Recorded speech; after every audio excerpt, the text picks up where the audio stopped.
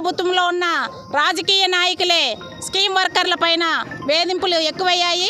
గ్రామాలలో చోటా నాయకులతో చాలా ఇబ్బందులు పడుతున్నారు. అదేవిధంగా సంబేపల్లి మండలంలో నాగరత్న అనే అంగన్వాడీ టీచరు ఆత్మహత్య చేసుకోబోయింది. ఎందుకంటే అక్కడున్న స్థానికంగా ఉన్న చోటా నాయకులు అక్కడ ఒక విలేకరి ఆమెను ఇబ్బంది పెట్టడము, మనస్తాపం చెంది ఆ అమ్మాయి పురుగుల మందు తాగడం కూడా జరిగింది.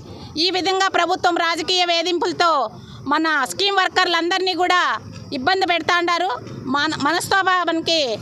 మనస్తాపంతో మన వాళ్ళందరూ కూడా రిజైన్లు చేయడం కానీ చాలామంది విసుగుపోతున్నారు, భయభ్రాంతులకు గురవుతున్నారు. ఇప్పటికైనా ప్రభుత్వం స్పందించి ఈ రాజకీయ వేధింపులు ఆపాలని చెప్పి మేమందరం కూడా ప్రభుత్వానికి హెచ్చరిక చేస్తున్నాం.